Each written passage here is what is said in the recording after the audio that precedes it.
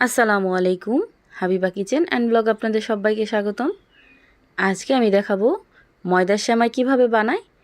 অবশ্যই সবাই জানেন কিভাবে ময়দার সেমাই বানায়, কিন্তু আমি একটু যারা জানেন না তাদের জন্য একটু শেয়ার করে দিব। প্রথমেই লাগবে ময়দা। এখানে আমি 1 কেজি পরিমাণ ময়দা নিয়ে নিছি। ময়দাটাকে এখন আমি একটা বোলে ঢেলে নেব। এই ময়দাতে কোনো রকম লবণ এখানে ব্যবহার করা লাগে না। এখন দিয়ে দিব রুম টেম্পারেচারে থাকা পানি। পানিটা দিয়ে ভালো করে একটু গুলিয়ে নিব। এই ব্যাটারটা গোলাতে গেলে কিন্তু হাত একদম মেখে যায়, কোনো সমস্যা নাই, হাতটা ভালো করে ধোয়া আছে। আমি অল্প অল্প করে পানি দিব আর ডোটাকে তৈরি করে নেব।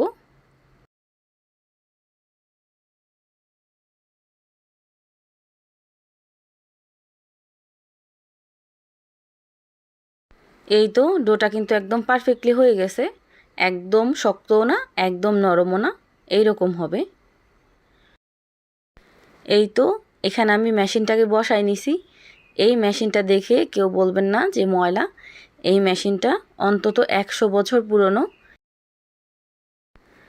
আমি আজকে বাইরে যাই নাই, বাইরে অনেক রোদ, এজন্য ঘরেই আমি বাচ্চাদেরকে নিয়ে বানাইতেছি।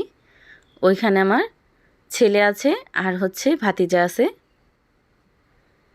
ওরা ঘুরাইতেছে আর আমি ছিঁড়তেছি।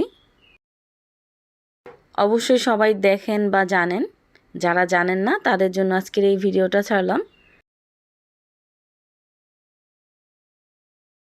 বাজারের কেনা অস্বাস্থ্যকর সেমাইয়ের থেকে কিন্তু এইভাবে বাসায় বানিয়ে স্বাস্থ্যকর সেমাই বানায় খেলে কিন্তু খুব ভালো লাগে।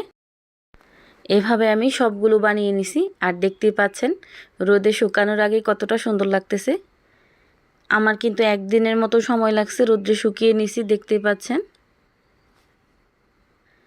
এভাবে আপনারা সেমাই বানাইয়া 1 বছর পর্যন্ত কিন্তু সংরক্ষণ করে রেখে দিতে পারবেন।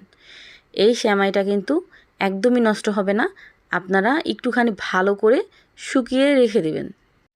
এই ভিডিওটা এই পর্যন্ত দেখার জন্য অসংখ্য ধন্যবাদ। সবাই ভালো থাকবেন, সুস্থ থাকবেন। আল্লাহ হাফেজ।